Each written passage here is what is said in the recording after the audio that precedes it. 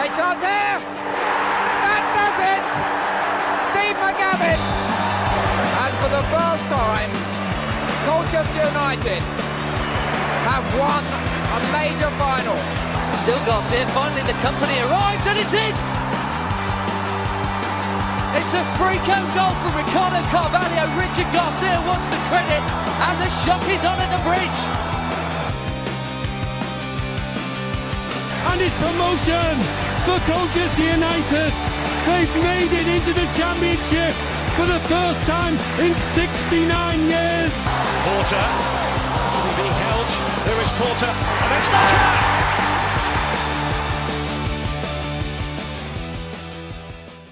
Welcome to this very special edition of Beyond the Barside Meets. I'm Aaron J and I'm joined especially by Si and Dave because it was a very special interview that we all took part in. Quite a good one. Si, do you want to talk us through who we spoke to? Yeah, we did the gaffer himself, Mr. Danny Cowley, which is very good with Dave's networking to get him on the show. But, it must have been a good interview, the fact that both of us two have turned up and we just not let you do it on your own. So you had to be supervised by some adults. Hang on to your coattails, Aaron. I think it was a very much a team effort, wasn't it? Speaking to Danny, but we had the opportunity to talk to him about his own sort of personal motivations around football and football management in particular. We spoke about how his role at the club came about and how he saw Colchester as a team that he always wanted to manage, being from Essex. And I thought it was a very interesting conversation that came about really from the BBC Essex fans phoning, didn't it, Dave? Yeah, well, it was all a bit fortunate really for us. So if those of you remember the first round of the FA Cup, it was Chelmsford versus Braintree. BBC Essex did a special at Chelmsford City's ground the night before, and the fans phoning invited us and other fans from all the other teams around Essex down to have a chat during the live show, which was great. And unbeknownst to us, or actually BBC Essex, they weren't expecting him either. Danny turned up. We got talking, and obviously Danny's got he's a bit of a relationship with Si. After all Si's great marathon, his great charity work. And so we were having a chat with him, and half jokingly said to him, anytime you want to come on the podcast, Danny, we'll be happy. Expected him just to sort of be very polite and brush us off very gently as these upstarts. But he said, well, when do you do it? So after we'd sort of our eyes had stopped spinning, we sort of said, oh, okay, thanks, Danny. Cheers, Danny. And yeah, it was just shows he's just so generous with his time. And just shows the type of guy he is and why. I think how he connects with people and gets the best out of people. So yeah, it was it all fell into our laps really, but yeah, just so generous with his time, and we're just really thankful that he could do it. Yeah, brilliantly. And I think those of you that are tuning in to listen to Danny Cowley probably want us to get straight into it. So without further ado, please welcome Mr. Danny Cowley. Welcome to this very special edition of Beyond the Barside Meets, where we are at Florence Park and we are joined by the big man himself, Mr. Danny Cowley. Thank you very much for joining us. My pleasure. Good afternoon, guys. Thank you. Yeah, good afternoon to you. I suppose we'll start with sort of the general questions about you, really, rather than the football club. Sort of get to know you as a person. That makes me nervous. Get to know you as a person and sort of your motivations behind the management side of things. But I suppose the first question I've always wanted to ask is, particularly early in yours and Nicky's career, a lot was made of the fact that you came from a teaching background and you spent a significant amount of time as a teacher. One thing that's always interested me is how much of the skills that you've learned in that profession are transferable to the football management side of things. Yeah, I think for Nicky and I, we wouldn't change our journey for the world. Really, it started with teaching. I suppose before that, really, our dad introduced us to football probably at a really young age, and yeah, we literally fell in love with it at first sight, really. And we coached all of our teams, and I think watching the relationship my dad had with my friends, really, that for the Gideon Park Rangers team that we played in, but they all held him in such high esteem, and I could sense like the connection and relationship, and I suppose that really influenced me when I was young. And I remember even growing up, I remember coaching at a team at about 14 and 15 while I was still playing, but still, just a really little young boys team at Howardwood Park. And that was probably my first introduction to coaching, and then into teaching. And yeah, again, my mum and my dad were pretty influential, and they really wanted me to go to university. I wanted to be a professional footballer. I come up just a bit short on that, but was able to play semi-professionally, and that allowed me to, I suppose, earn some money while going through university. And love teaching every single day. Love sport, all sports. Really enjoy working with young people. And yeah, worked at Fitzwymark School, where Nicky joined me.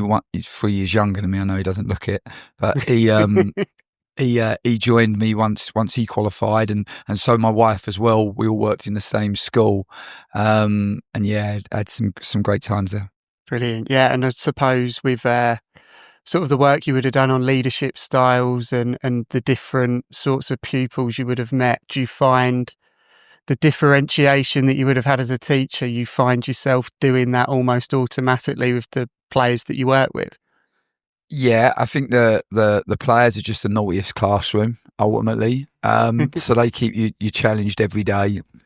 The great thing is we all have something in common. We all love the game, and I think that always, if you always come back to that, then you always have some type of alignment, which is, I always think, a good place to start. Of course, in teaching, PE can be a bit like Marmite. You either love it or you hate it. But my ambition was to try to find physical activity or sport for everyone. So I used to love teaching my bottom set kids who maybe found physical activity and sport challenging, maybe hadn't had great experiences in it, and my ambition was just to find love in it for them. And that was some of my, we were lucky. We become at Fitzwymark School. We become State Sports School of the Year in 2013 because we'd had lots of success at nationwide in a lot of extracurricular activities. But my fondest memories of teaching, and probably not those moments there, with the kids that maybe never loved the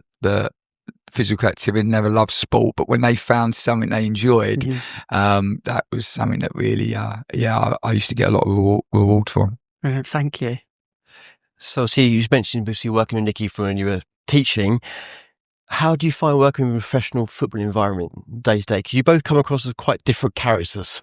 Yeah, I think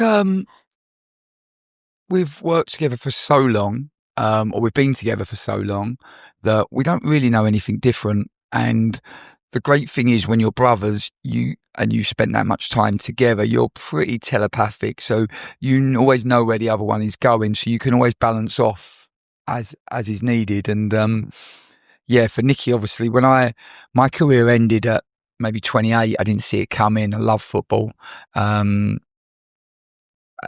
picked up an injury. I tried to rehab for probably best part of 18 months and wasn't able to come back from that injury. And you kind of get to the stage in your life where you realise that I'm not going to be able to play anymore. And then it sounds, I suppose, really dramatic, and I don't mean it to, but for anyone that's career has ended before they were ready for it to end, it is traumatic, and it does feel like you go into a period of mourning because something you love, it gets ultimately taken away.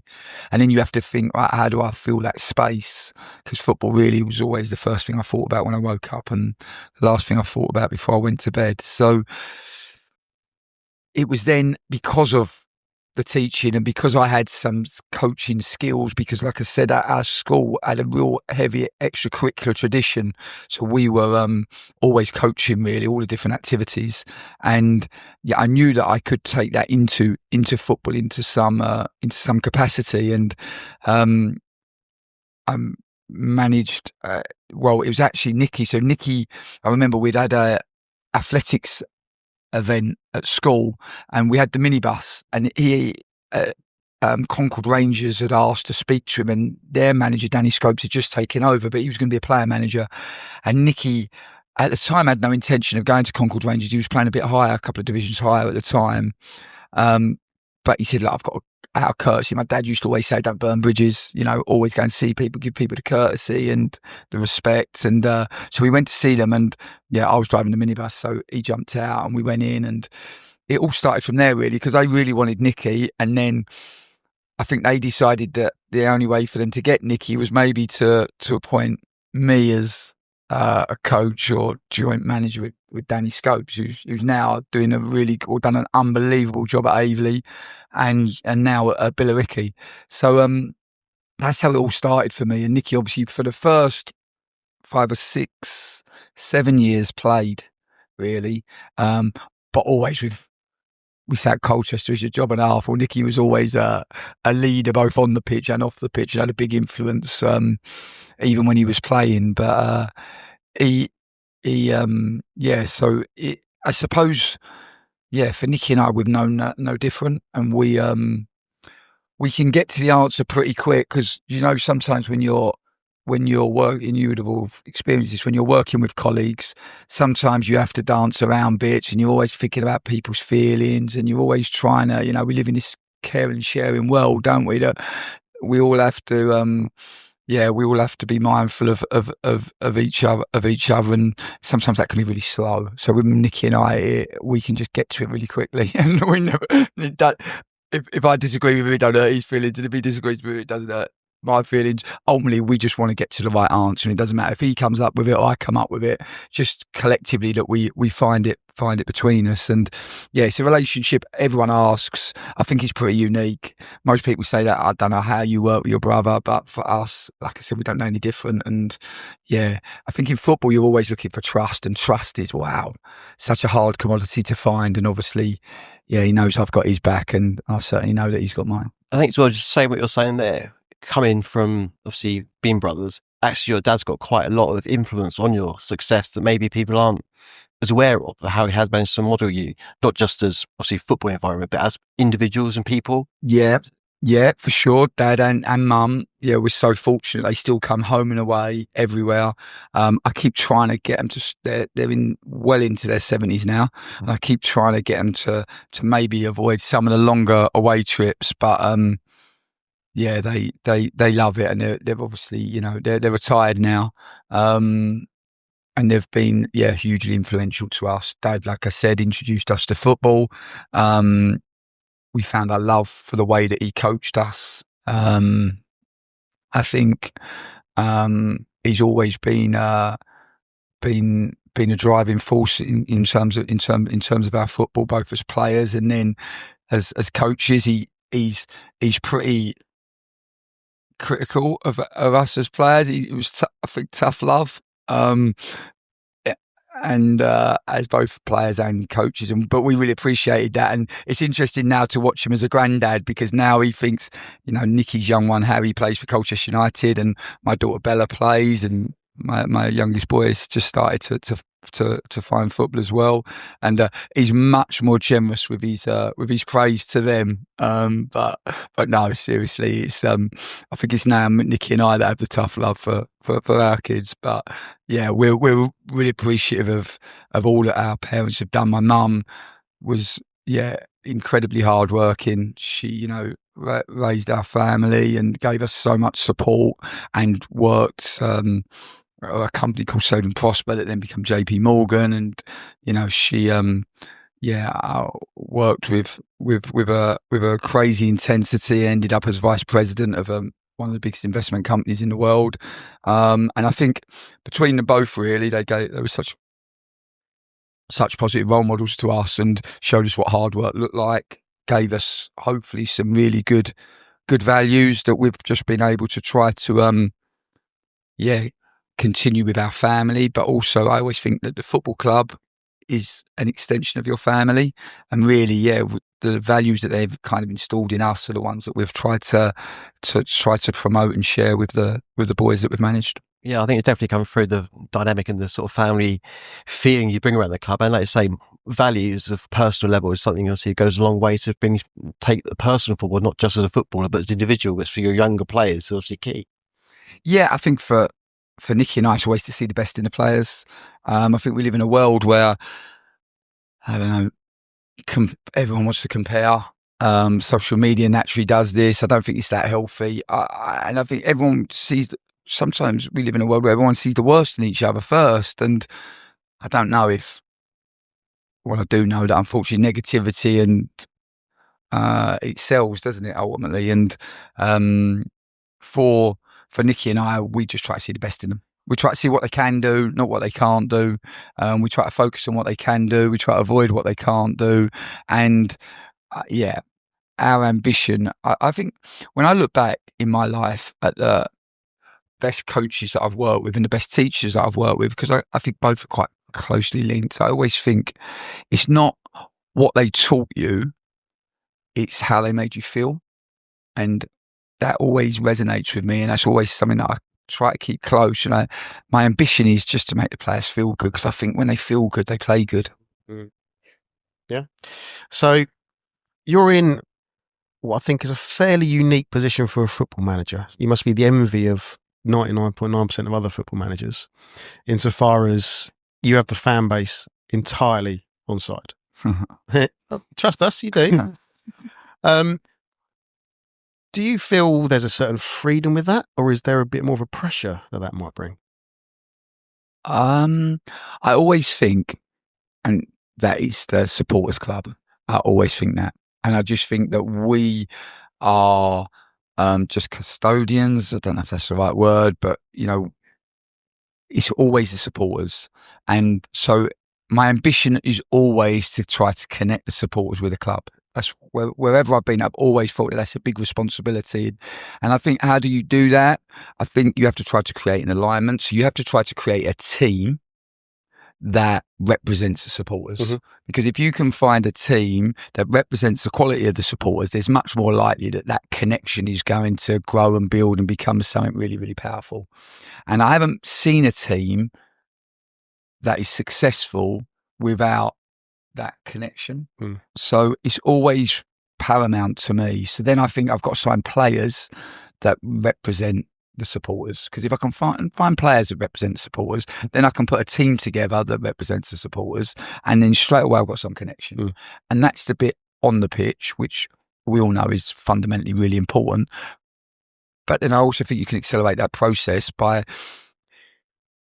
just showing some human quality, really, because we're in League Two. We're respectful that, unfortunately, although we would love to, we can't produce Premier League quality performances week in, week out. But we can give our supporters something that the Premier League players can't give. The Premier League players, Premier League football now is, I don't know, it's played behind a window, isn't it? It's like you can't get to them. It's not their fault. It's just the way that the game has accelerated and evolved, and it's sad, really, because it's not how I remember it when I was young. So I always think that we can give our supporters our time, and wow, for you guys, I know that you travel home and away, and for us just to spend 5 minutes before a game, as we get off the coach, or after a game, I just think that, is the least that we can do. And I also think that, and the boys, we've got such a brilliant foundation here where they're doing so much good work in Colchester and the local areas. Football, to me, just winning, it never felt enough. It always felt like, I want to win so I can grow the club and make the club into the club that I think it has the potential of being. But I also want to do some greater good in the local community as well. And whether that be getting into schools and spending time with the young people in Colchester, whether that's spending time with disadvantaged children, whether that's spending time with people that suffer with mental health issues or disability, whatever it might be. I just think that we're in this really fortunate position to do something that we love. Yeah. And I'm so conscious and so privileged to be able to do that I just think I should give back. That's just what I think. I just think it's a real fair deal, isn't it? I've been given a fair deal. I've been really lucky to to have grown up into a loving family with incredible support, to pretty much had everything that I needed to make my life as good as it could be. I can just share a bit of that. If I can make other people's life just a bit better by giving up some time, then yeah, it's the least I can do. No, it's a great point you make, because I've got my son Jacob and my nephews Nathan. Now they're season ticket holders. I never in my wildest dreams imagined I'd get one of them for supporting Cole Youth, but they all come home and away, and it's things exactly what you just said. Yeah, the Premier League, you're not going to get a like on a tweet or an Instagram from Bruno Fernandes. No, but there was a game a couple of years ago before you were here, but we got the game against. It was called off 20 minutes before kickoff. Obviously, nothing happened, but the boys, 5 years ago now, but they still talk about Tom Eastman rolled his window down to talk to him in the car park. Yeah, there you go. It's things like that really matters. And so, exactly. And do you think the players respond to the support and that sort of thing that you've engendered there? Do you think that builds the players up as well, because they know that we're always behind you? Yeah, I think you're the supporters, since we walked through the door, and I can't talk previously, but since we walked through the door, they have just been so for the team, and we've been so appreciative of that. And I don't know, my feeling is I just want it to be cool to support Colchester United, and I want all the young people to come in their kit and be really proud to wear their kit, to wear our colours, and to get behind the team. And I want them to be able to stand in the playground when they're talking with their mates about football and be proud that they support Colchester United, and not bothered that their mate supports Manchester United and the other one supports Liverpool, and they're talking about Salah and Fernandes, and you can stand there as a Colchester United supporter and talk about Samson Tavida and Jack Payne and do it with real pride, and that's what I want, and that's what I think is possible. And I say to my players all the time that we control our destiny. Nobody else gets that privilege. So we decide what we want to be and who we want to be. And yeah, my ambition is to keep working towards creating a Colchester United team that the people of Colchester can be so connected with, can be so proud of, and they know we'll fight till the end, even maybe when we don't play so well, but they know that we will always fight and give it our all. And if we can do that, and because we got, when I look at our support, the young people of Colchester, it seems to be growing. It seems to be more and more energy towards it. I mean, I've got to say, our last away game against Notts County, that I've managed 17 years, right? Nearly 1,000 games, I think. And that was one of my favourite ever wins. And that feeling at the end, when we're celebrating, I don't think I was celebrating with you guys. I think I was watching Kyrie's Lisby celebrate with you guys. You did enough for everyone. Wow. I did say to the boys after the game, I started to, the next person that has to do fist pumps, you've got a lot to live up to, let me tell you. Obviously, I think Dino should be doing it. That's right. Well, yeah. You had to get that in, didn't you? I'll come back to that. But Dino, when I first arrived, I remember going to Harrogate away, and I remember we were in the early infancy of trying to reconnect the club, and you weren't so sure of that group of players at the time, the supporters.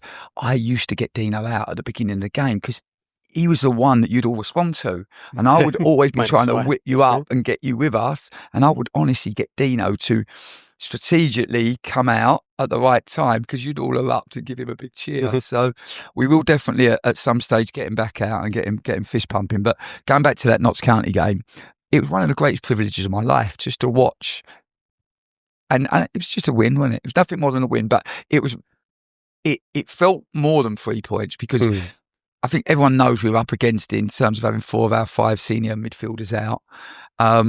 You all saw the way the boys fought for each other and the way that they stuck together, and it just felt like a really big win. And yeah, you guys were, and it was actually my little boy's first time that he's been in the away end, so he's not been allowed to be in the away end up until up until so he's just gone into senior school, so he's a little bit older now. So he went in away, and he was, honestly, let me tell you, absolutely buzzing, and it was such a great moment just to share with you all.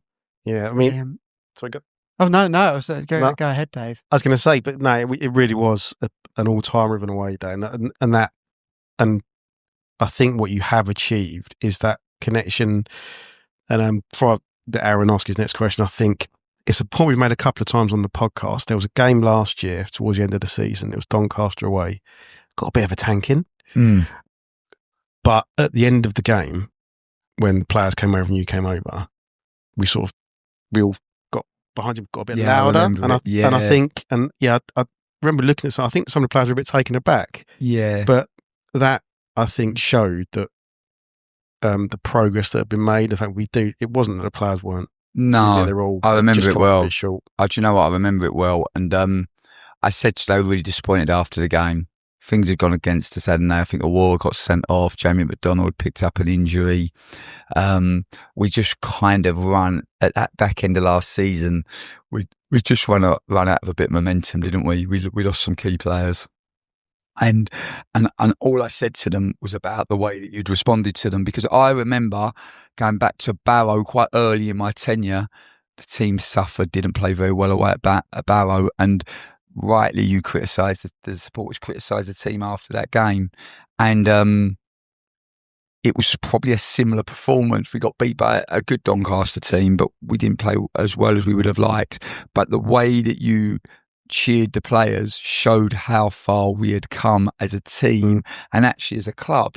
And the point I was making to the players is that you've done that. The players have done that because of the way that they've worked and the way that they've performed, and the connections that they've created. And it was a disappointing moment in our season because it pretty much meant that we were going to be outside the playoffs. But I did take some solace, because I'm not good at losing, as you'll know, but I did take some solace from the fact that, okay, we're building and we're growing and we're moving in the right direction. Mm-hmm.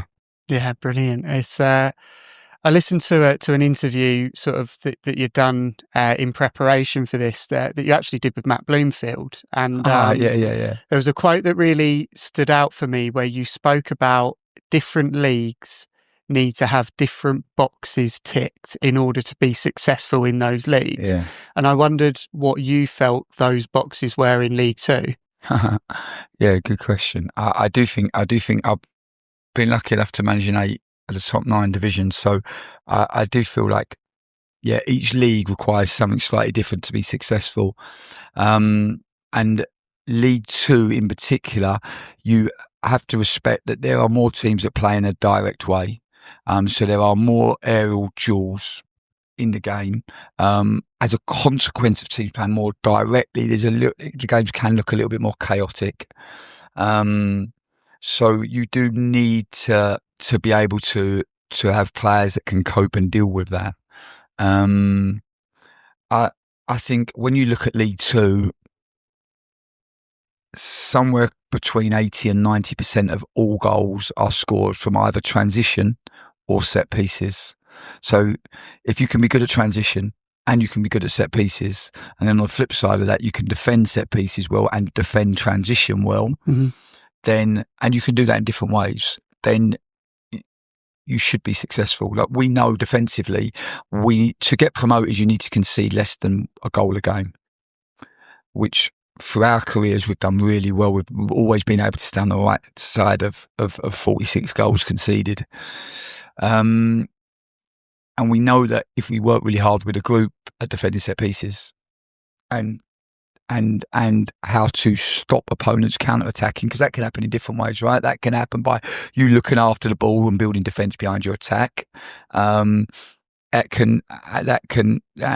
more organisation and structure. It can come from counter-pressing. So when you lose it, having a really strong motivation and energy to win the ball back. And it can come from actually just keeping the ball and looking after the ball well, so that the opponents can't, you can run the legs off the opponents. So even when they win it, they don't have the energy to be able to counter-attack you.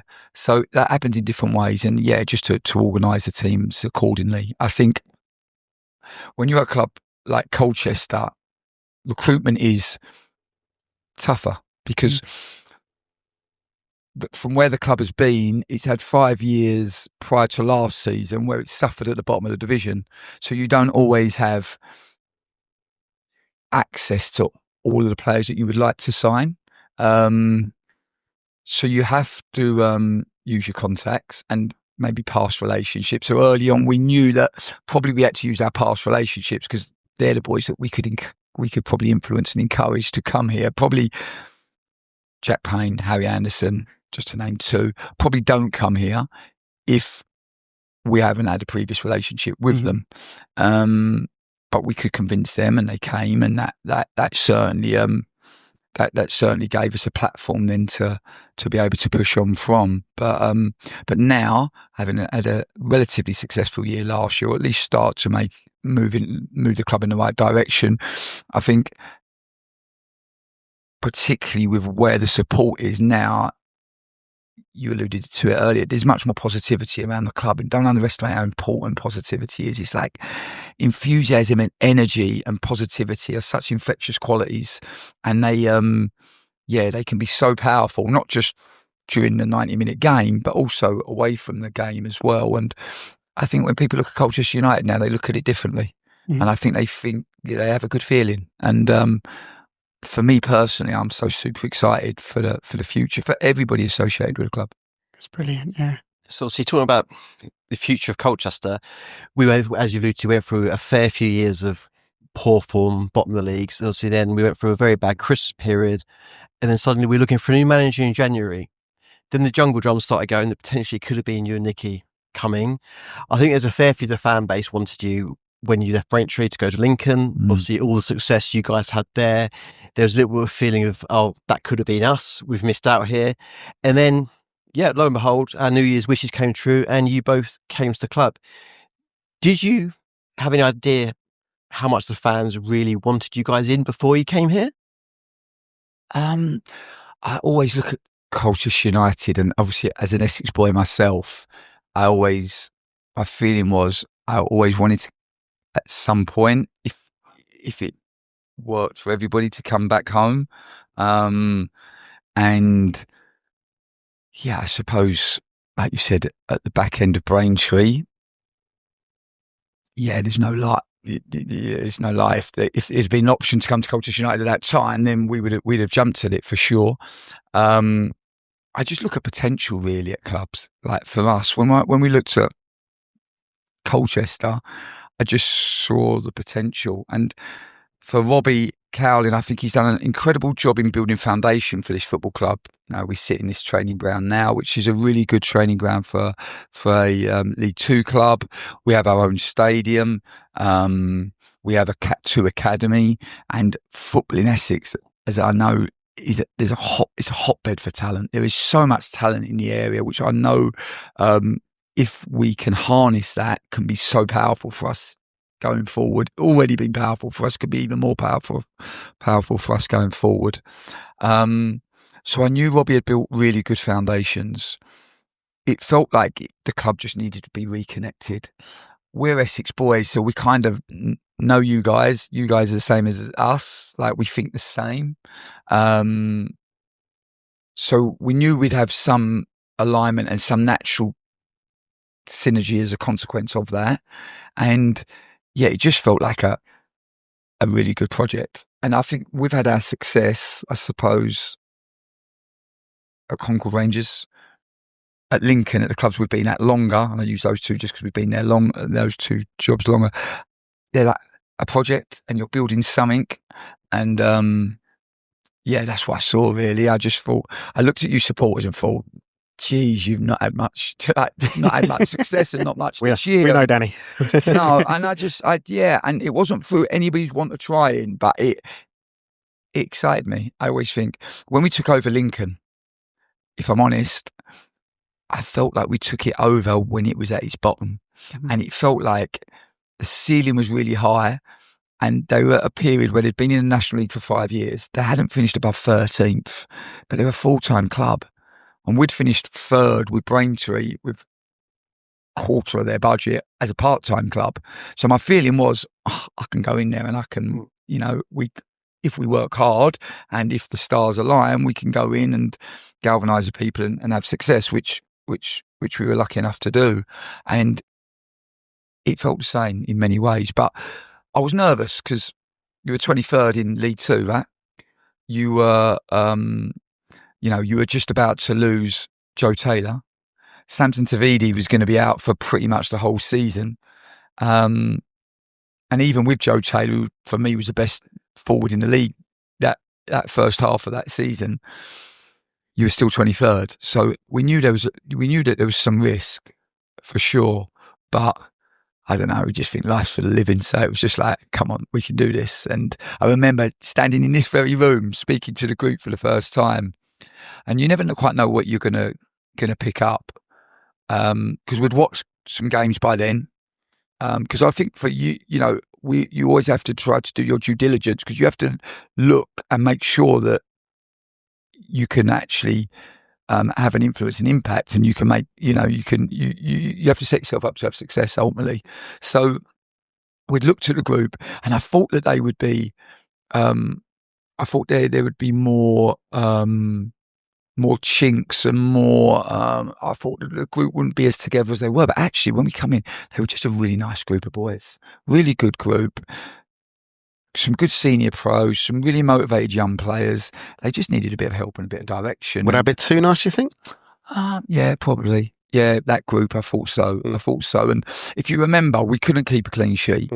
Like, just for love, not Couldn't money. defend a corner. No, we had some problems between the goalkeeper and the defensive line, and that young Owen Goodman, who's gone on to do brilliantly at Wimbledon. Sometimes they just need exposure in games. He was always going to be a really good goalkeeper. I mean, some of the saves he made, incredible, but he was learning on the job.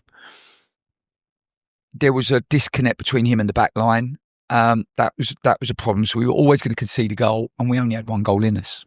It's just the truth. We didn't have loads of goals. We'd lost Joe and Joe Taylor, and we'd lost Samson. So guess what?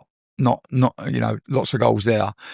So we only had one goal in us, and I think we drew our way to safety, didn't we? I can't remember how many games I drew 1-1, but it was like, geez, I'm so sick and tired of 1-1 draws. But ultimately, we drew enough. Even the last game of the season against Crewe, where we pretty much battered them, and still they scored in the 94th minute. We drew 1-1. To be fair, again on that game, the last 10 minutes of that, when we had realised we were safe, they realised they were in the playoffs. When they just passed the ball around the back, that's the most comfortable I felt all season. Well, that was after they scored, wasn't it? Yeah, after they scored. Most comfortable we'd felt. That was quite an eerie feeling, but it felt, if I'm just being honest, from where we picked it up, we've had 6 promotions, which we're really proud of. It felt like one of our biggest successes to stay up that season. And my feeling at the final whistle was just, okay, we can build something now. Yeah. And we're in the process of doing that.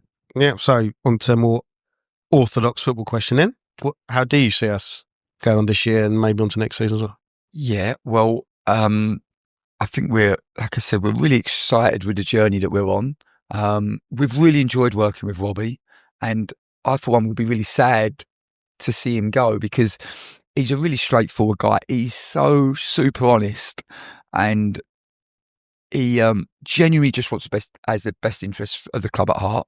He's put so much of his own finance into supporting the club. I mean, there's not many clubs that have had one owner for 20 years, one person, paying all of the bills. We all know how expensive football is in the 21st century. So we've really enjoyed working. But I personally will be super sad to see him leave.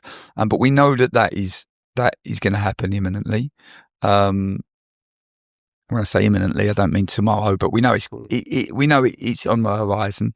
But what we don't want to do is tread water in the meantime, because life is too short, and I'm 47 now, and I don't have enough time to waste. So when the previous takeover fell through in the back end of June, you have 2 choices, don't you? You can either, feel sorry for yourself, feel sorry for the players, feel sorry for the supporters, or you can say, well, these are the circumstances. It wasn't meant to be. And we have to, you become the victim or the fighter. So we, for us, understood what the constraints were and said, right, let's just do the very best with what we got. And that's what we've tried to do, really. And it means that it means that we have some challenges, but ultimately we have a really good owner that has the club's very best interests at heart, who's working super hard just to find the very next best person to take over the club.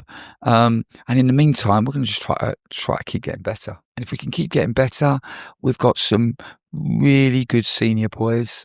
We've got some super exciting young players. We've got athleticism and speed in the group.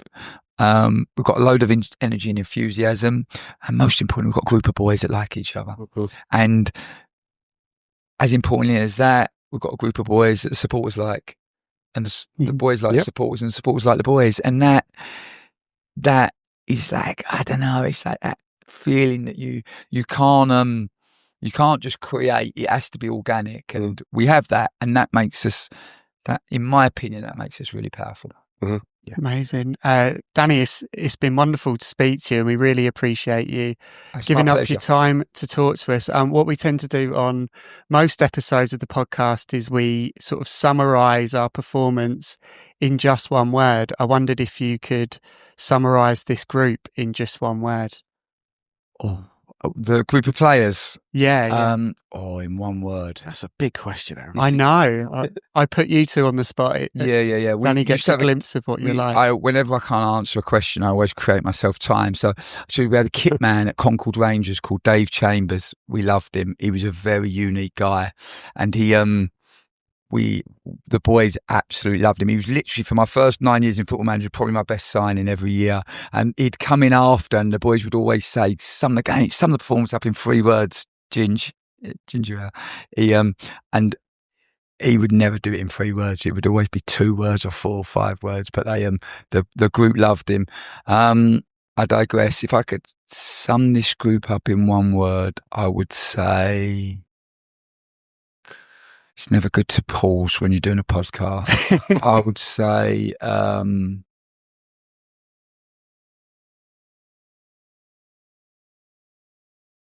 exciting.